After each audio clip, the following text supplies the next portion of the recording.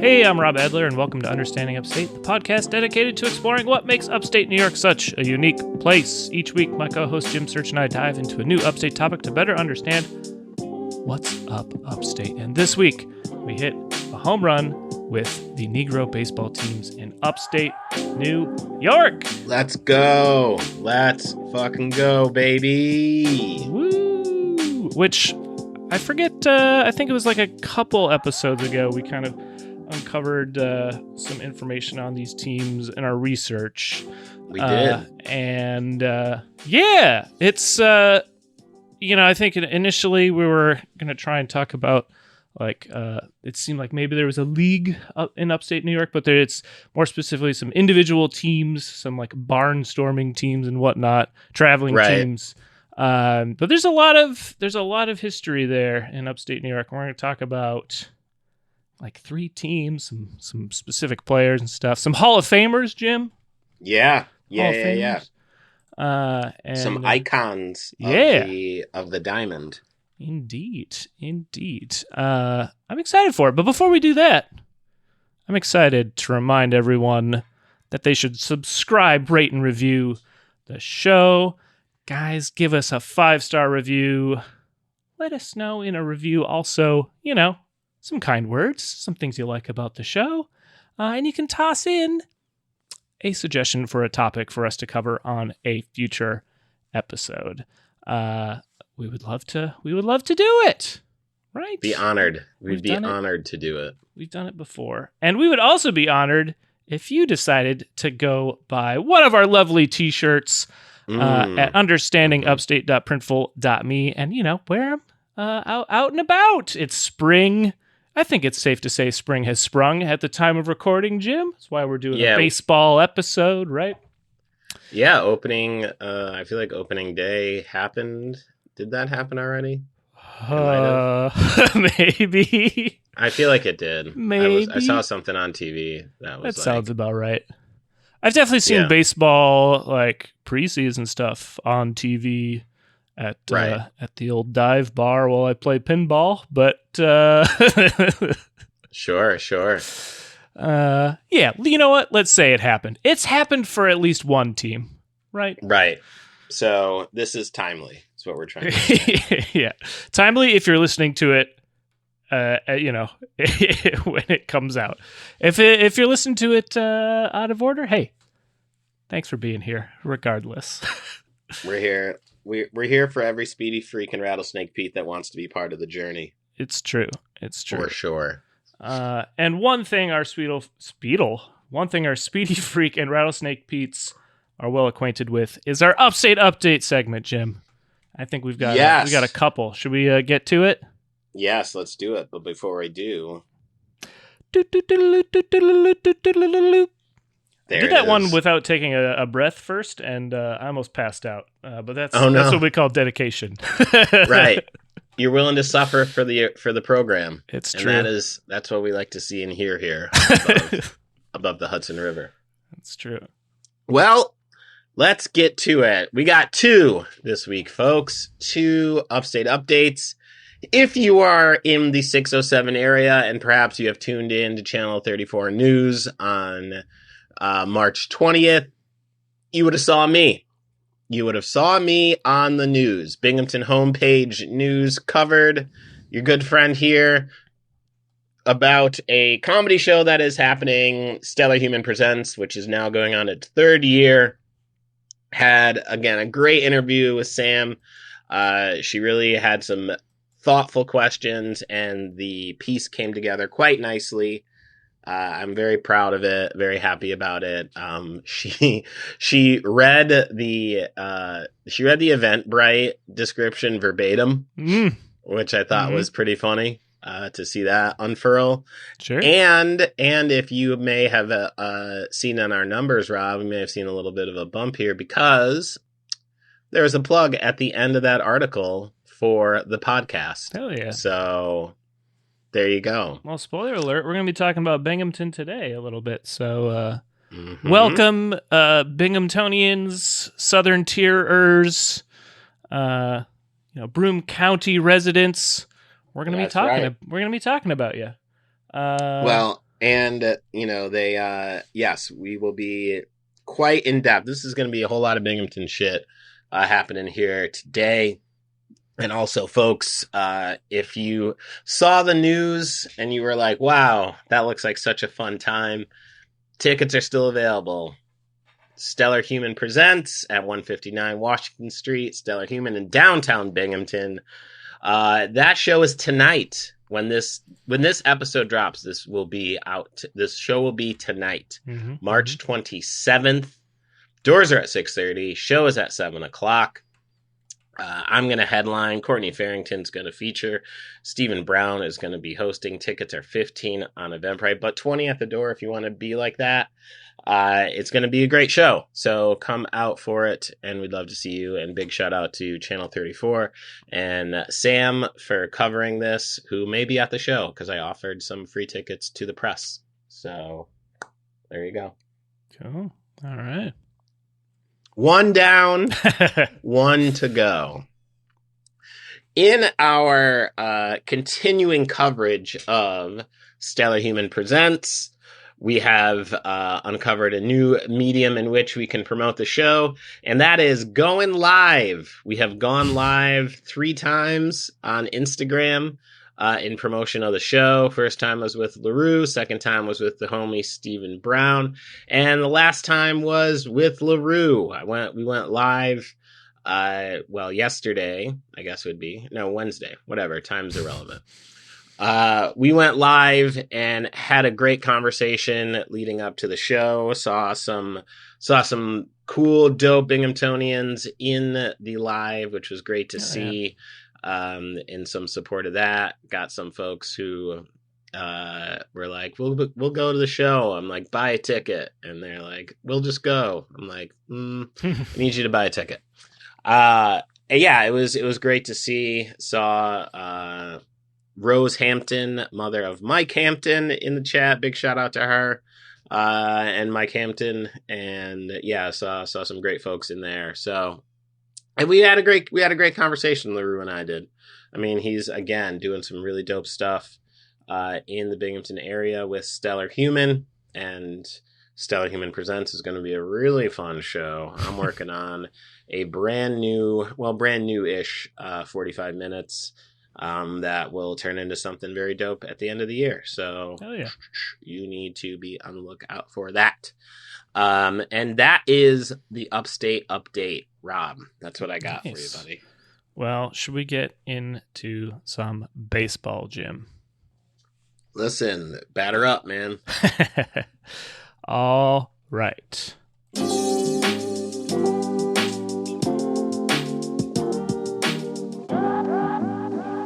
Okay, so again, we're going to be talking about 3 different teams. Let's get to the first team here, and it's going to be the Acme Colored Giants. They were a baseball team that played in the Iron and Oil League, which is a minor league baseball league that played in the 1895 and 1898 seasons.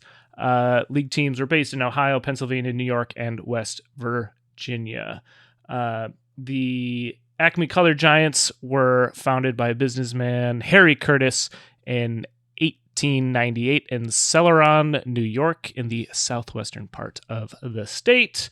The team's initial incarnation was the Acme Colored Giants, a team consisting solely of black players, which in the Iron and Oil League, they were the only team that was a black team. Every other team was white. So they were treated fairly, and probably things are chill, is what I'm hearing right now. And that'll be a theme that continues throughout today's episode.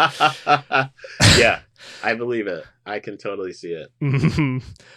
This made them unique in their league, of course. Curtis boasted that, quote, "We will have the strongest colored team in America," when he started the team. After the team won only 8 of their first 49 games, however, Curtis disbanded the team.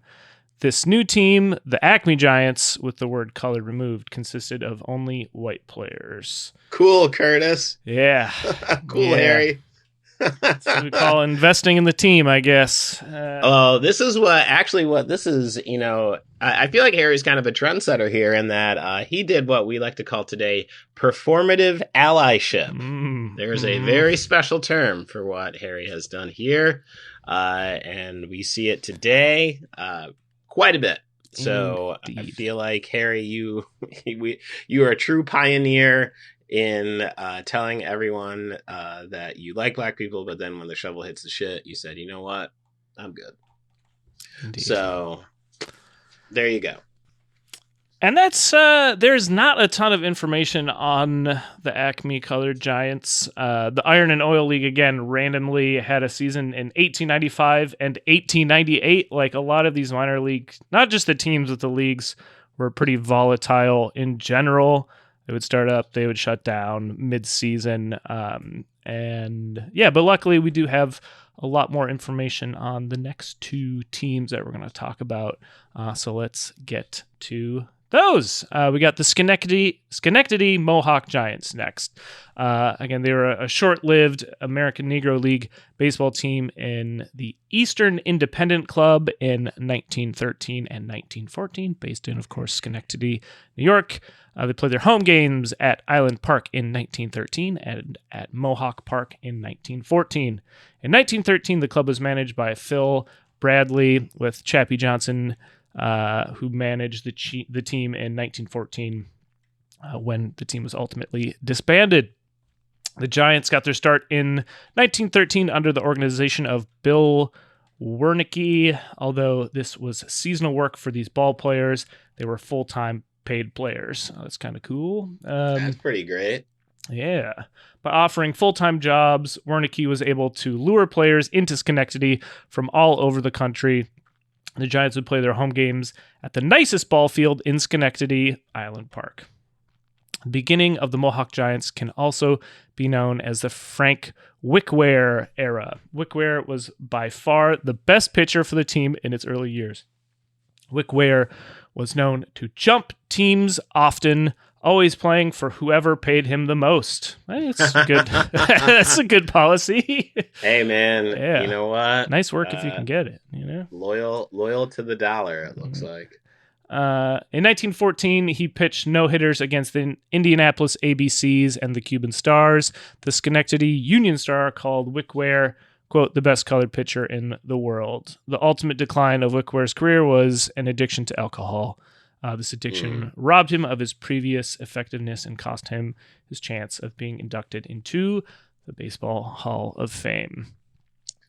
Boo, let him in, man. You know how many look, Babe Ruth is in the Baseball Hall of Fame? Yeah. Come on now. If we're going to talk about people addicted to shit.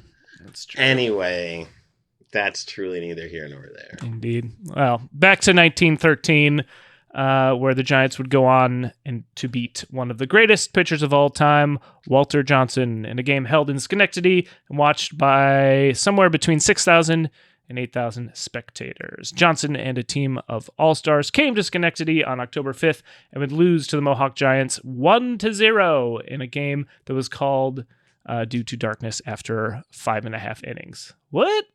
Those are some long... I guess we don't have...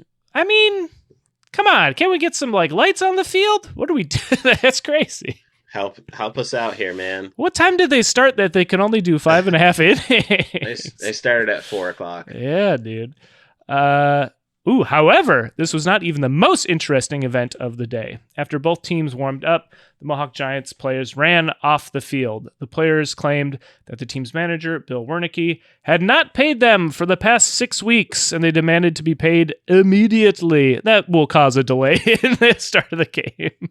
The Union Star described the behavior of the players as, quote, disgusting and disgraceful, particularly noting that Wickware, in an ugly mood, used his tongue too freely as he strode about the crowd, swinging a bat dangerously near the spectators and muttering threats against Wernicke. I mean, you don't pay someone for 6 weeks,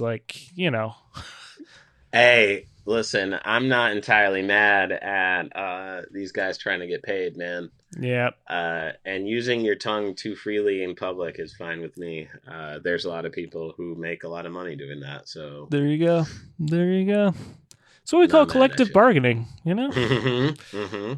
Police soon arrived and calmed the crowd, including all spectators that were demanding refunds. Luckily for everyone involved, Alfred Nicolaus, a local restaurant owner and partner in the Mohawk Giants team, was able to send a large portion of the money the players were looking for down to the ball field. The game finally began an hour and a half after the scheduled 3 p.m. start time. I was close. Yeah, you were close, but even like, I don't know.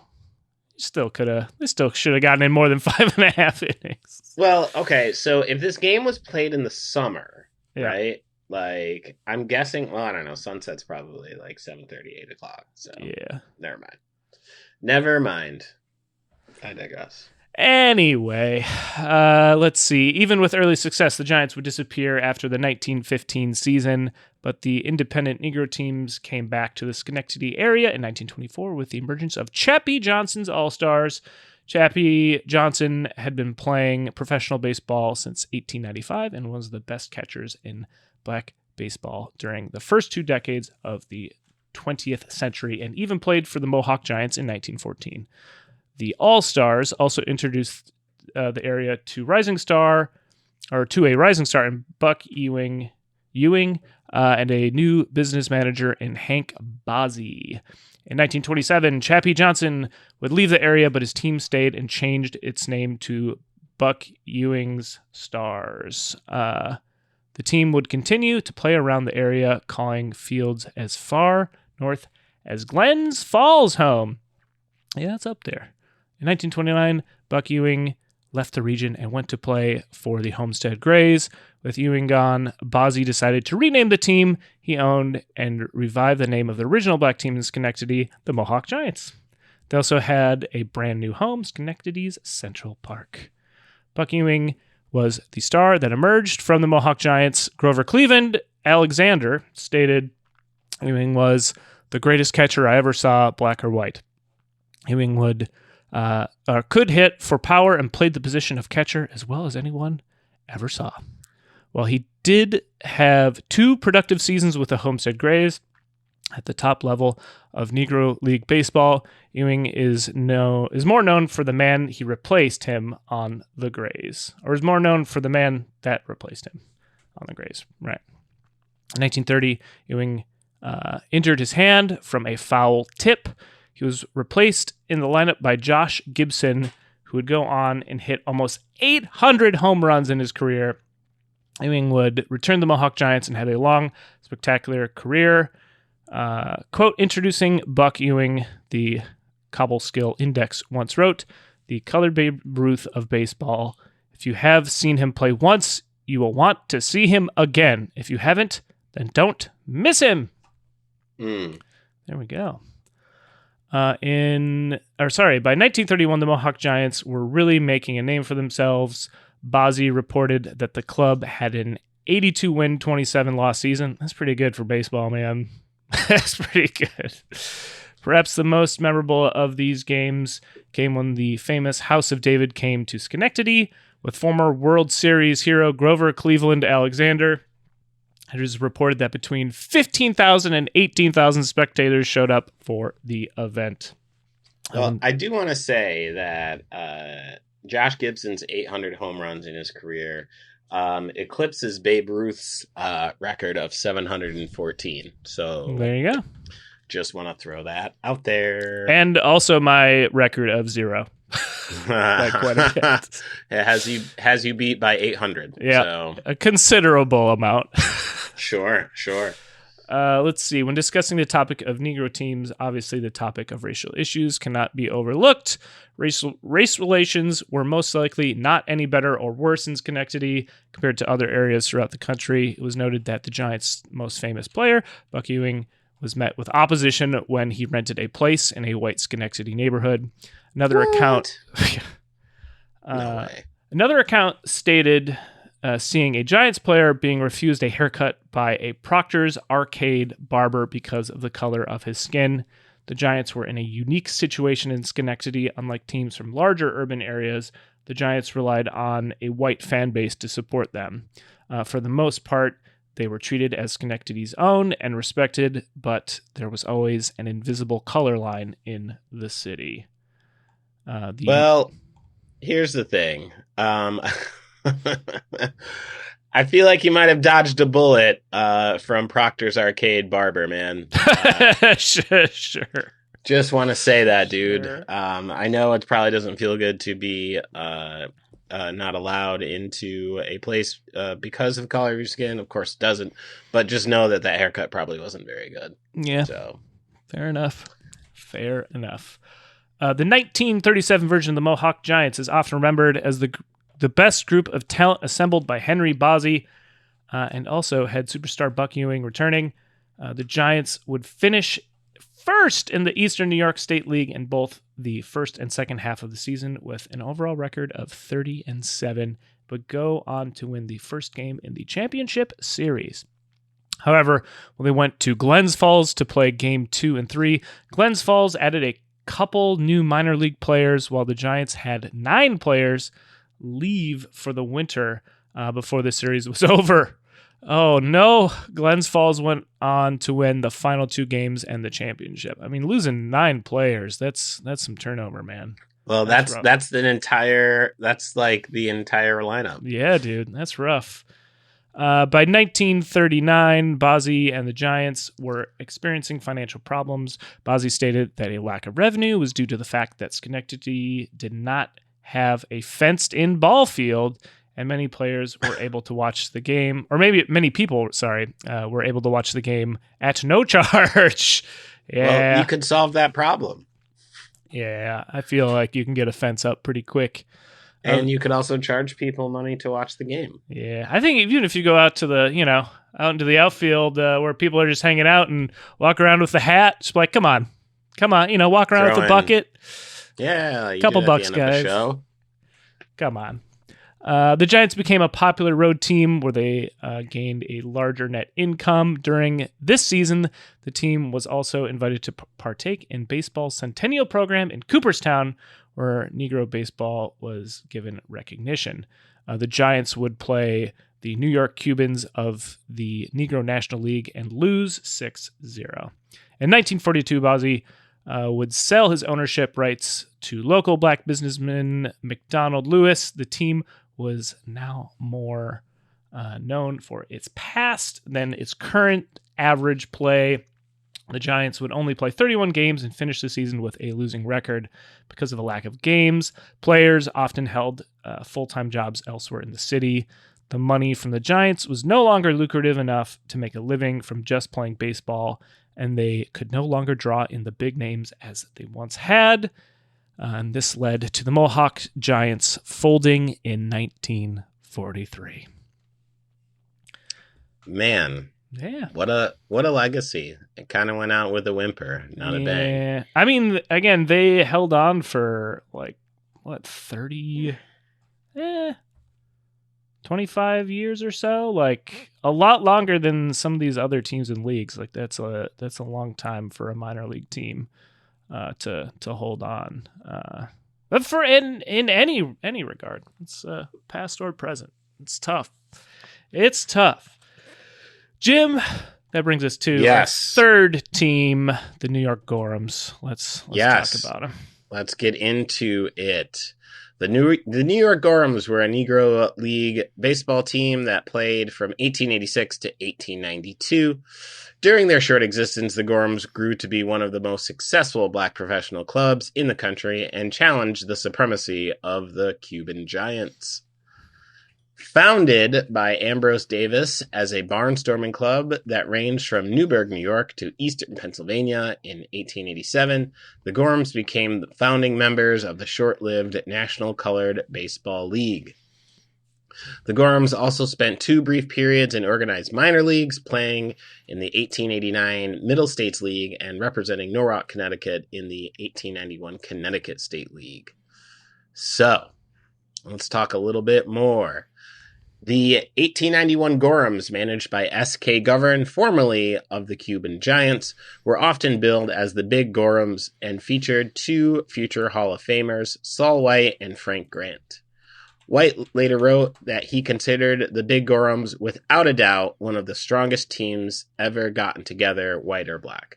White continued, their ages ranged from 22 to 32, every man placed where he was the strongest, pitchers and catchers, strong in field and at bat, every man a student of the game and experienced. They were a hard team for any club to beat. Those were very flowery words. Yeah. The Big Gorhams played over 100 games and lost 4. God damn. Wow. According to White, they also won 39 straight games at one point. That's fucking crazy. It's pretty good. That's really fucking good, man. Wow, wowzers. President Harrison. What does he have to do with this? I'll tell you. On August 15th, 1891, they defeated the Cape May White semi-pro team at Cape May, New Jersey, while President Benjamin Harrison looked on. The only sitting president of the United States to witness an African-American baseball team play during the era of segregated baseball. I'm willing to bet I know which team he was rooting for. Just want to say. Yeah. We're going to talk about a couple notable players from the Gorhams. First, we'll talk about Bud Fowler. Born John W. Jackson, was an American baseball player, manager, and club organizer. He is the earliest known African-American player in organized professional baseball. He was elected to the Baseball Hall of Fame in 2022. What took you so long? Yeah. The son of a hop picker and barber, Bud Fowler was christened John W. Jackson. His father had escaped from slavery and migrated to New York. In 1859, his family moved from Fort Plain, New York, to Cooperstown, the home of baseball. Hey, check out our episode on Cooperstown. Yep, get into it, folks. He learned to play baseball during his youth in Cooperstown. Biographer L. Robert Davids writes that he was nicknamed Bud because he called the other players by that name. Interesting. That's kind of like reverse. he just called everyone Bud, so they called him Bud. That's a reverse engineering of a nickname. It really is. It really is. Hey, things might have been different a little back then. Yeah. So, his early career. Fowler first played for a largely white professional team based out of Newcastle, Pennsylvania in 1872 when he was 14 years old. Dang. See, this is like back then when like you could like join the army at like 12. Sure. Right? Like, sure. So like really not, well, but also like the life expectancy is like 30. So I guess technically you're like middle-aged by like 15. Yeah. He is documented as playing for another professional team on July 21st, 1877, when he was 19. On May 17th, 1878, while playing for the Lynn Live Oaks, Fowler reportedly became the first black player to appear in an organized game of baseball. On April 24th, 1878, he pitched a game for the Picked Nine, who defeated the Boston Red Caps, champions of the National League in 1877. He pitched some more for the Chelsea team, then finished that season with the Worcester Club. Largely supporting himself as a barber, Fowler continued to play for baseball teams in New England and Canada for the next 4 years. He then moved to the Midwest. In 1883, Fowler played for a team in Niles, Ohio. In 1884, he played for Stillwater, Minnesota in their Northwestern League. Now, I know this podcast is about upstate New York, but we're going to go out to Iowa, to Keokuk. I mean, he's from upstate New York. Yeah, I know. Yeah. I know this to be true. And so with that, we are going, I know, and again, folks, I know this is an upstate podcast, but we are going to be talking a little bit about Keokuk, Iowa. Keokuk, Iowa. There had not been a professional baseball team since 1875. However, in 1885, local businessman R.W. Nick Curtis was the chief force behind starting a new team and hired Fowler for it. Johnny Peters, the manager of the then disbanded Stillwater, Minnesota team, helped Fowler get connected with the new team in Keokuk and thus born the Keokuk Hawkeyes. Fowler became the most popular player on the Keokuk team. The local newspaper, the Keokuk Gate City and Constitution, described him as a, quote, good ball player, a hard worker, and a genius on the ball field, intelligent, gentlemanly in his conduct, and deserving of the good opinion entertained for him by baseball admirers here. Wow. All right. Fowler also commented to the local newspaper on his issues with the reserve clause, the contractual mechanism that allows teams to hold on to players for their entire career. Yay.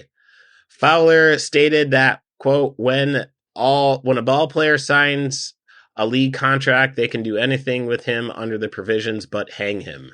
Jeez. The Western League folded that season due to financial reasons, leaving Keokuk without a league, and Fowler was released. That's a way to get out of that. Yeah. So, later on in his career, Fowler moved to play with a team in Pueblo, Colorado in 1886. He played for a team in Topeka, Kansas. That team won the pennant behind Fowler's 309 average. It's pretty good. He also led the league in triples. In 1887, Fowler moved to, wait for it, Binghamton, New York, and played on a team there. I believe it was the Binghamton Crickets. They also we hadn't uncovered this before. There was a team called the Binghamton Bingos as well. Same team, but I forget which. I think it was maybe the Crickets first and then the Bingos. But it was the Crickets when Bud was playing for him. Looks like we got some more shit to talk about here, That's baby. True. That's true. Racial tensions arose to the shock of no one, and his teammates refused to continue playing with him. Also to the shock of no one. Yeah. I read a little bit more about this, and at some specific game, the entire team refused to take the field. And not great. And by the time the owner fined all of those fellow teammates, all the white players, but at that point, like, Bud was out of his contract. He quit the team. Sure. And moved on. Not surprising. In 1888, he played for the Crawfordsville's Hoosiers, the Terre Haute Hoosiers.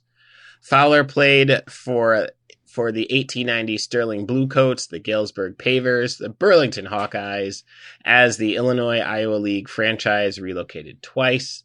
In 1892, Fowler played for Kearney, Nebraska in the Nebraska State League. In 1893 and 1894, he played on the integrated ball club called the Findlay Sluggers. In the summer of 1894, Fowler and Home Run Johnson, along with three white businessmen, Len Hooch, Howard, and Rolla Taylor, formed the Page Fence Giants in Adrian, Michigan.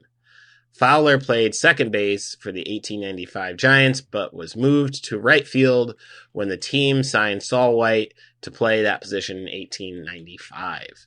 Fowler apparently had a falling out with the management team, and by June 1895, both Fowler and Johnson were simply referred to as salary players and not members of the ownership group. Hey, good money if you can get it. Yeah. Fowler played about another month with the Page Fence Club, and then finished the season with one game with the Michigan State League member Adrian Demons, and about 30 games with another MSL team, the Lansing Senators squad. From 1894 to 1904, Fowler played and/or managed the Page Fence Giants, Cuban Giants, Smoky City Giants, All Black American Tourists, which sounds like a great band name, and Kansas City Stars. According to baseball historian James A. Riley, Fowler played 10 seasons of organized baseball, a record for an African-American player, until broken by Jackie Robinson in his last season with the Brooklyn Dodgers. Now, on to the life and legacy. Fowler died in Frankfort, New York on February 26, 1913. In his later years, he suffered from illness and poverty, which was covered by national media. Oh, that's always fun. His grave was unmarked. In 1987, the Society of American Baseball Research placed a memorial on his grave to memorialize and honor his successes as the first professional African-American baseball player. Cooperstown, New York declared April 20th, 2013 as Bud Fowler Day, dedicating a plaque and presenting an exhibit in his honor at Doubleday Field. It was prepared by the Cooperstown Graduate Program. The street leading to the field has been named Fowler Way. On July 29th, 2020, the Society for American Baseball Research announced that Bud Fowler was selected as SABR's overlooked 19th century baseball legend of 2020. A 19th century player, manager, executive, or another baseball personality not yet included into the National Baseball Hall of Fame in Cooperstown, New York. So he got his flowers. Took a while, man. Took a while. And even Cooperstown is in 87 was making some moves to honor him, but he's like a fucking hometown hero. He grew up in Cooperstown, for God's sake. Like, what are we doing? I have some ideas. Well, sure. On November 5th, 2021, he was selected to the final 10 for the Early Days Committee for consideration in the class of 2022 in the National Baseball Hall of Fame and Museum. He would need to receive 12 out of 16 votes on ballots cast by the members of the committee. His election was announced on December 5th, 2021, and he was formally enshrined July 24th, 2022, with fellow Hall of Famer and Yankee Dave Winfield delivering a speech on his behalf. And what we have is an excerpt from the Niagara Falls Gazette, March 8th, 1916, titled Sports Notes. The origin of the shin guard in baseball as a means of protection from spikes has up to now been credited to Roger Brensenhan. I'm guessing that's how you say that. Yeah, it sounds right. But even his pet theory that was all settled and everybody satisfied has been upset by the revolution that one Bud Fowler, a gentleman of color who played with Binghamton back in the 80s, not those 80s, wore the first shin guards. Bud had his troubles, we are now told, for there were those who resented the intrusion of the smoke, and it was a regular thing to come in second, spikes first. Bud found he couldn't last over 5 innings in any one game, so he got some barrel staves and put on armor. So racism is the reason for shin guards, and racism in Binghamton is the reason for shin guards. Which is a very particular brand. Sure. That's a very unique vintage of racism. It is rather unique in its own special way. Sure. So that was the life and times of Bud Fowler. And as we move on to our next player, Ulysses Franklin Grant, who was an American baseball player in the 19th century. Early in his career, he was a star player in the International League shortly before race-based restrictions were imposed that banned African-American players from organized baseball. Grant then became a pioneer in the early Negro Leagues, starring for several of the top African-American teams of the late 19th and 20th centuries. He is widely considered to have been the greatest African-American player of the 19th century. In 2006, Grant was elected into the National Baseball Hall of Fame. Grant was born in Pittsfield, Massachusetts. He played semi-pro baseball in Pittsfield and in Plattsburgh, New York, the edge of New York State. Yeah. It is, you might as well be in Canada. In 1886, Grant played for the Meriden Silvermen team of the Eastern League based in Meriden, Connecticut. After Meriden folded during the season, Grant signed with the Buffalo Bisons in the International League, one level below the majors. Though most sources indicate the official integration of organized baseball would not come for several more decades, Grant was one of 5 black players who played in baseball's otherwise white minor leagues at the time. When he debuted with the team, a Buffalo newspaper reporter referred to Grant as a, quote, Spaniard, end quote. Okay. Okay. Hilarious. His batting average was .344 with Buffalo that season. That is some hoops to jump through. In an 1887 preseason game against the Philadelphia Phillies at the Jefferson Street grounds, Grant homered and was cited for his remarkable fielding. During the 1887 season, the 22-year-old batted .353, placed the IL with 11 home runs and 49 extra base hits, and led Buffalo with 40 stolen bases. In 1887, Jack Chapman, the Bison's veteran manager, valued Grant's services at $5,000, which is like $7 million at this point. A compliment when Chicago had recently sold superstar King Kelly to Boston for $10,000. That feels a little off. During 1887 season, Grant hit for the cycle in one game and stole home twice in another. Wow. Despite significant racial turmoil that year, Buffalo forced the IL to rescind a proposed color line to keep Grant in town. By 1888, anti-black sentiment was all around the league, and it seemed only Buffalo argued against segregation, possibly because of Grant. While with the Bisons, Grant led the team in batting average every year, but was disliked by his teammates. That's also hilarious. He frequently faced hostile opponents who tried to injure him on the field. When black folks were banned from organized white-controlled baseball in 1889, Grant went on to become a successful Negro Leaguer for the Cuban Giants, the Cuban X-Giants, the Big Gorhams, Brooklyn Royal Giants, and Philadelphia Giants in the 20th century. His career ended in 1903. And that, my friends, is the story of Ulysses Franklin Grant. All right. What a ride. There we go. And that's going to bring our episode to a conclusion. Lots of Indeed. Wow. Who knew?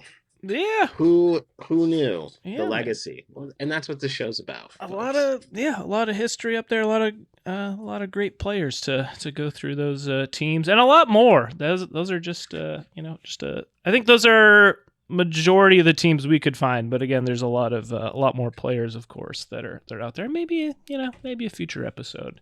Do a part 2 of that. I should say. Indeed. Well, hey, Jim, it's time to remind our listeners, guys, subscribe, rate, review, help us out, share an episode with a friend. Again, put a 5-star review into Apple Podcasts. And let us know one of your favorite upstate cities, places, upstate people, and we'll do an episode on them in the future. We always love doing listener suggested topics. And guys, grab a t-shirt. They look great. It's the time of year for it. Wear it to the opening day at the ball field. Come on. Wear it to Stellar Human Presents on March 27th. At 159 Washington Street in Binghamton, New York. No one will be mad at you for that. A lot of people will be very happy about that if you do it. There you go. Hey, Jim, that's a great segue into things you want to plug. What else you got? All right. So let's say you are playing second base and people are just barreling into you, spikes first, and it feels like shit. Don't feel good, and you're like, man, you know what? Fuck this. I'm tired of these motherfuckers. I need something to lift the spirits. Here's what you do. You go pick up my album, Upstate Understandings. It is available on all digital streaming platforms. You can still buy a few physical copies over at jimsearch.bandcamp.com. And in fact, also, there are 2 vinyl left. Who knew? I thought we were sold out. We're not. Those are available at Stellar Human. Probably going to sell out on the show night. I'll be honest with you folks. So you can either pick those up now. Well, hey, you know what? Get to the show right now and buy them before the show. How about that? Beat out the crowd for that. And it's worth it. I got to be honest with you. It's a great album. I tell the jokes. Rob did the production. Matt Ely did the filming, and Adam Russell did the cover. So a true testament to dope stuff. JimSearchComedy.com is a good place to go to see where I'm going to be and things like that. But you already know where I'm going to be tonight, and you should be there because it is important to your edification of comedy. It's going to be an absolute ride. And, look, hit up the podcast here, folks. UnderstandingUpstate@gmail.com. Drop us a line, of course, and always go buy some t-shirts. Just buy everything. You have all the money in the world. Just buy all the things. Rob, they bought all the things, but yet they found there's even more things after those things to buy. Do you have any? Could you tell them what stuff they should go get? Let's just say you are stuck in a terrible baseball contract where you're stuck in this league for the foreseeable future until maybe the league folds, but they're going to do what they want with you. So while you're in this terrible contract, you can at least listen to some good music. You're going to be playing baseball. We know that much. But you can listen to some great music too. So head on over to brooklynfrequency.bandcamp.com. Go pick up my album or my EP. And hey, maybe the league will fold. Crazier things have happened. And then you're free.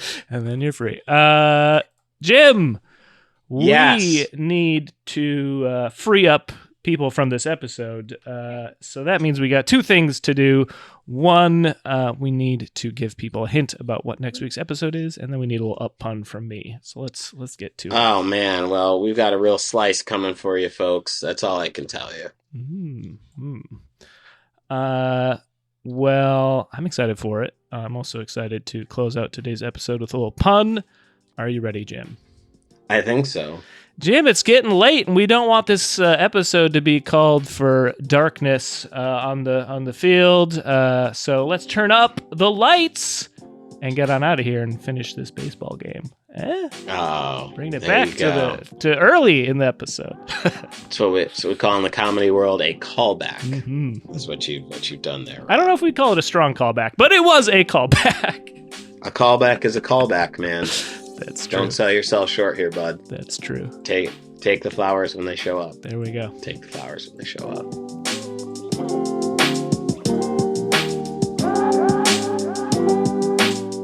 Understanding Upstate is a podcast hosted by Jim Search and Rob Adler, edited by Rob Adler, and music from Regal Monk.